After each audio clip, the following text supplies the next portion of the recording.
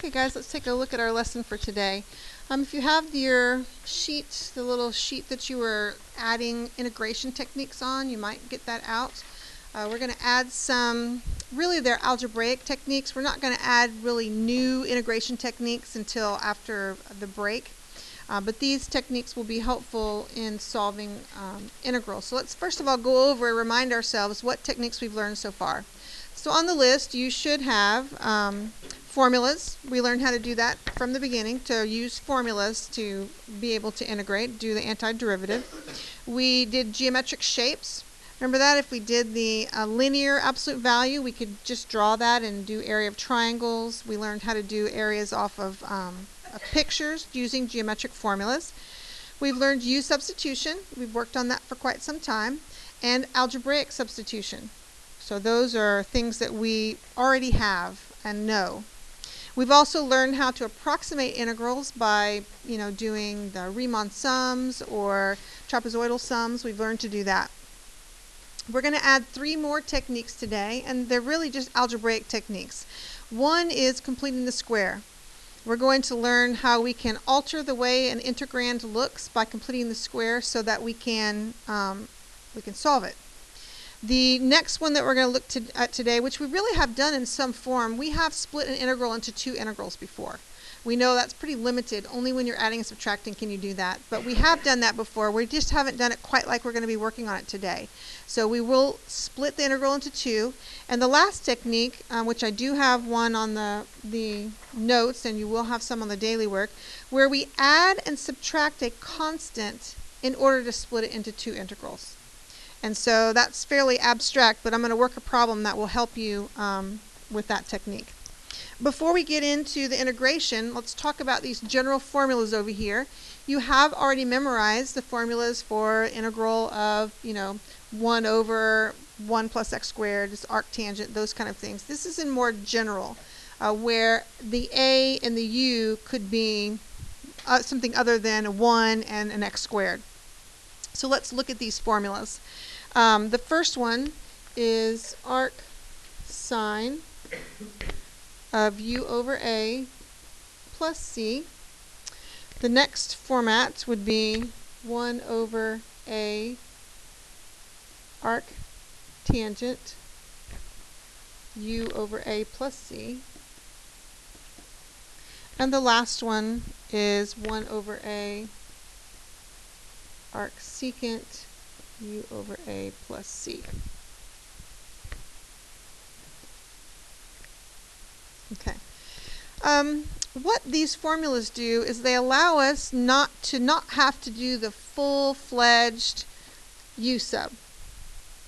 Now, if you really don't want to memorize these formulas and you want to stick with the 1 over square root of 1 minus x squared, you can. It's going to require some pretty significant factoring and other algebraic techniques to force it to look like that. You can still do that. But what these formulas do is they allow us a bit of flexibility. We don't have to do the full u substitution.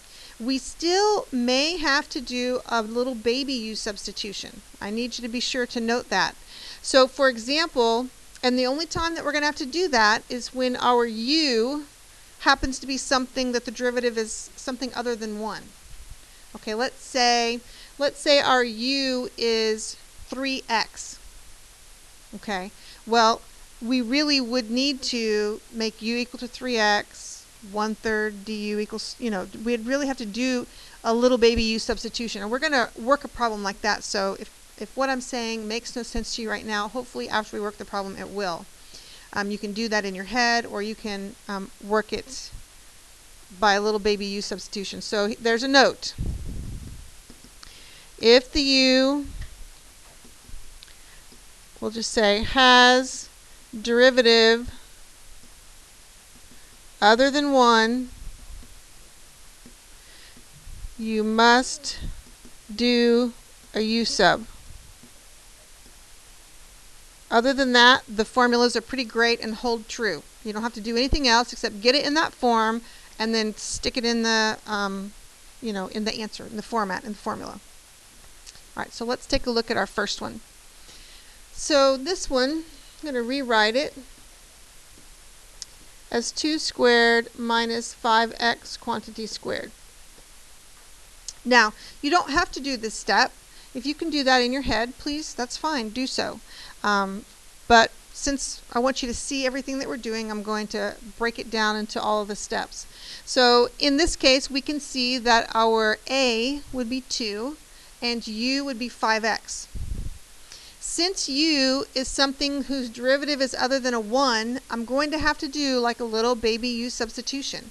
And so we would say u equals 5x, du equals 5 dx, 1/5 du equals dx. Again, if you can do that in your head, I encourage you to. You don't have to write that down, but I'm just showing you what that would be. So I would have 1/5 integral du over square root of 2 squared minus u squared. So we look over there and see which template we should use. Looks like arcsine is the one that we're going to use. So this would be 1/5 arcsine, and it's u over a, so 5x over 2 plus c. So we have 1/5 arcsine, 5x over 2 plus c. Okay, a couple more notes that we need to be sure. If you recall, there are 3 more formulas that would have a negative on them. Remember those? So if this were a negative here, you could have used arc cosine. It's not and turned it to a positive. It's not necessary. You could just make this a negative arcsine if you wanted to. Either answer would be perfect, accurate. It's just whatever you want to do. So keep that in mind. You don't need to memorize 3 new formulas. Well, they just have negatives in them. You can just make the arcsine negative if that's the case, if it's negative, instead of turning it into a positive arc cosine. Does that make sense? You with me? Okay. Also, for your memorization purposes, if you look at these, notice that the arcsine is the only one without the 1 over a in front. Please note that when you're memorizing. Arcsine is the only one without the 1 over a. The other 2 have 1 over a. And they're pretty much all u over a plus c. The arcsecant has absolute value u over a plus c. That's the only difference. All right. All right, on this next one, at first when we look at it, we're thinking, well, okay, we can't do that. This is one where we're going to practice one of those techniques that I was telling you about today, which is completing the square. We're going to work on completing the square there. So this is sometimes very troubling to students because usually in the past when you've completed the square, you've had an equation, when you've added to both sides of the equation and that's what you were doing. Here, a little different. We don't get to do that. I'm actually going to leave everything under the radical because I don't want us to get confused. I'm just going to work the completing the square underneath the radical. I'm going to move the plus 7 out of the way. There's no other place. I'm not moving it to the other side. There is no other side. So if you remember how to complete the square, we half b, right, and then square it, and then we added it to both sides. Well, we're going to half b. Let's be 2. 2 squared is 4. If I add 4 down here, what do I have to do to counter it? I have to subtract 4 because I am not allowed to just go around adding values to numerators and denominators just, willy-nilly. You can't do that. So I've got to actually alter it or account for it by subtracting 4. So let's rewrite that. So that's dx over, this is going to be x minus 2 quantity squared plus 3. Now that's going to allow us to use one of our arc functions, which would be arctangent, right? We can see what u is. U is x minus 2. And a, we can see what a is, right? It's root 3. I'll go ahead and rewrite it again. You certainly don't have to write all these steps. I just want to be perfectly clear what's going on. So we've identified that u is x minus 2 and a is root 3. Are we going to have to do one of those little baby u substitutions? Is our u, no, our u's derivative is just 1, so we're fine. So we just sub into the formula. I mean, that's it. You don't have, that's just subbing into the formula. The setup is much more difficult than just, subbing into the formula. So that's an arctangent. So our rule says 1 over a, so 1 over root 3, arctangent, u over a, so x minus 2 over root 3, and then the plus c. Okay, we okay? All good?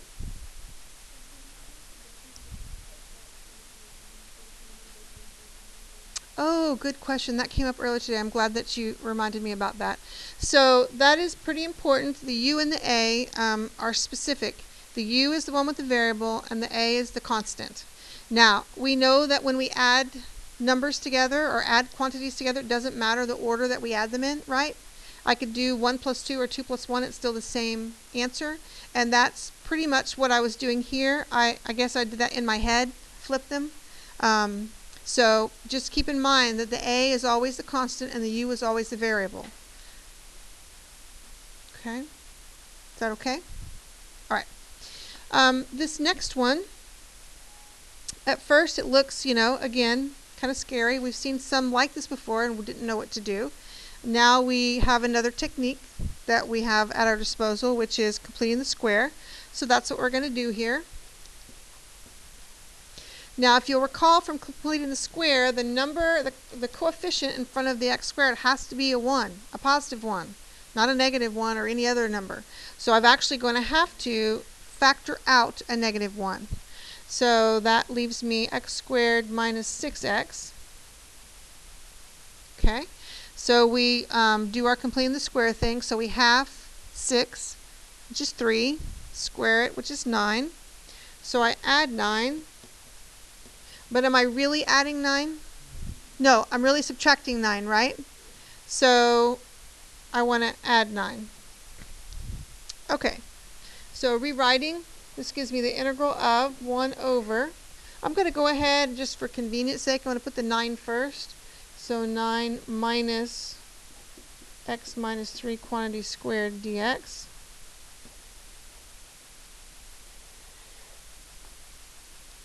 So I'm not going to rewrite this again, so I hope we can see which one is our a and which one is our u. Right, a would be 3 and u would be x minus 3. So, yep, I forgot my little radical guy there. So which one of the arc functions is this? It's arc sine, isn't it? So the formula for arc sine. Now, do we need to do a little baby u sub? We need to, please always think about that. I don't want you to miss something because of a constant. If you always want to think about doing a u sub here, you should. I mean, I take the derivative of that, I get 1. Okay, it's no issue. All right, please don't forget that. All right, so that's arc sine.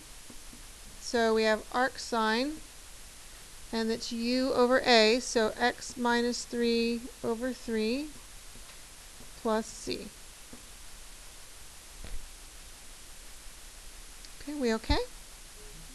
So what we've done is we've learned our general formulas for the arc functions, and we have worked on completing the square. On the next slide, we're going to do some examples where we get to do those other techniques while we add, split the integral into 2 and etc. So let's look at that.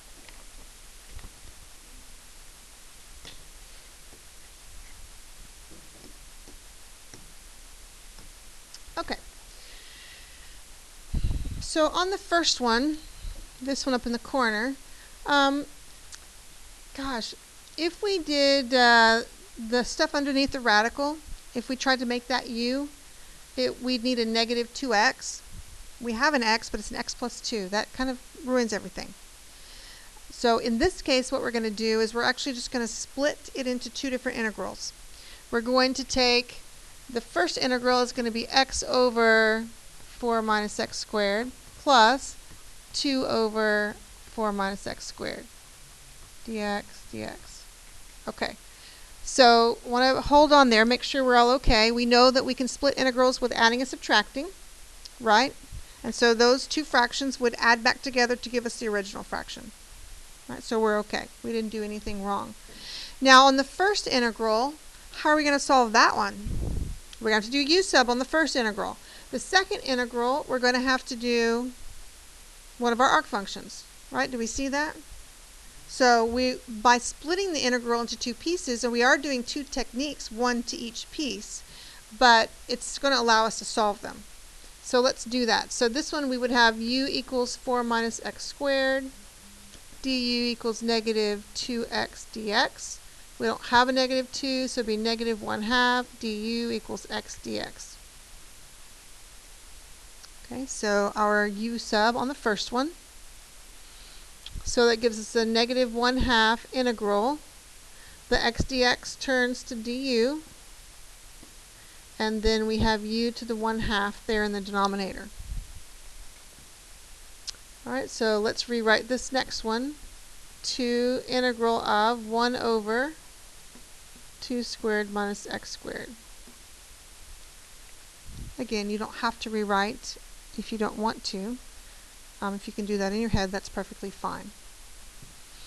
So on the first piece, we got negative 1/2. So I do the reversal power rule on u to the, well, it's actually u to the negative 1/2, right? So we add 1, we get 1/2, divide by 1/2, which is multiplying by 2. U to the 1/2 plus 2. This one's going to be an arc sine, right? Does arc sine have the 1 over a in front of it? No. So this is just arc sine of u over a, oops, which is 2. So cleaning that up, I have negative square root of 4 minus x squared plus 2 arc sine x over 2 plus c. Now this troubled some students earlier about the c's, so let's talk about the c's. Do I have to write a c for each one of those integrals that I just did? No, I don't, because why? Still unknown. Exactly. It's an unknown. We don't know what it is. Even if we had two of them, we still wouldn't know what it was. Plus, what we had just done is for our purposes, we split it into two integrals. Did they ask us to do two integrals? No. By our to allow us to actually be able to do the two integrals, we put it into two. So we just need one c, just to be clear. All right. So that is the technique where we split into two integrals, which we've done before, but not really in this kind of context where they would be so different. So let's look at this next one. This one is one where, let's see, if I were to make u the denominator, I would need a 2x plus 8. I have a 2x plus 5. What if I added 3 and subtracted 3? Yeah. If I added 3, I'd get my 8 that I want. But I can't really just go around adding constants, right? I have to actually account for it, so I have to subtract 3. So it allows us to do two integrals. So it's a great technique. Right? It's awesome. So let's do that. We're going to add 3 and subtract 3. Okay? Isn't that so cool that you can do that? Because the derivative of this denominator, if I make this u, would be 2x plus 8, right? And so let's split it. So we're going to get a 2x plus 8 in our first integral over x squared plus 8x plus 25. Plus, okay. Now over here, we've got the negative 3, right? Negative 3 over x squared plus 8x plus 25 dx. So I was able to add a constant, add and subtract a constant, and then split it into two integrals. Really, I know, which is awesome, to enable us to solve this. Before, we wouldn't have been able to solve it without doing this algebraic technique. So this one on the left is going to be a u sub, right? What are we going to do to this one on the right? We're going to complete the square, yes. Oh, such fun. All right, so u equals x squared plus 8x plus 25. Du is 2x plus 8 dx. Okay, that gets that one set up for us. This is going to be the integral of 1 over u du. Okay, plus, I'll actually pull the negative 3 out. So I have 1 over x squared plus 8x. Okay, I'll move the 25 over here. So we half 8, which is 4, square it, 16. So plus 16 and then minus 16. So we have the integral of 1 over u du minus 3 integral 1 over be x plus 4 squared. 25 minus 16, what is that, 9 dx. I'm not going too fast, am I? Are we okay? Okay. Okay. Okay. Sorry. I'll slow down. Sorry. Yeah, we'll just let you catch up. We okay? Yeah. It's right, and so the techniques that you just need to keep in the back of your mind all of these additional techniques. There's a lot of stuff going on. A lot of places you could make a mistake. So we just need to be cautious. So we have integral of 1 over u is ln absolute value u minus 3. What is that set up to be? Arctangent. Does the arctangent have the 1 over a in front? It does. So I have to multiply by 1 over 3. Arctangent x plus 4 over 3 plus c. Now let's fix it up. Clean it up. So ln u. So u is x squared plus 8x plus 25. And then the 3 times the third is 1. So then minus arctangent x plus 4 over 3 plus c. Yay! How are we? The very last one is just a basic u sub one. I'm going to set it up for you and help you determine, what the u sub is, kind of fix it up a bit. And then I will give you the answer to that. I encourage you, if you believe this problem would be challenging, to go ahead and finish it and make sure you get the same answer I do. So here, our u would be arc cosine x. Du would be negative 1 over square root of 1 minus x squared dx. Of course, we don't have a negative in the problem. We would need to pull that over with the du. So negative du equals 1 over square root of 1 minus x squared dx. So that would be the setup for your u sub. Once you get that set up, you change your bounds.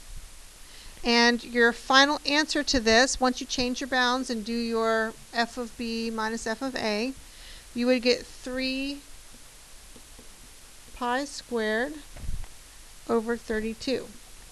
Doesn't that look so fun to do? Yes. So I'm just going to leave that to you because it's nothing new, and I would like to give us, for time's sake, I would like to give us more time to work on our daily work. So that would be your answer to that. Okay, any questions so far? All right.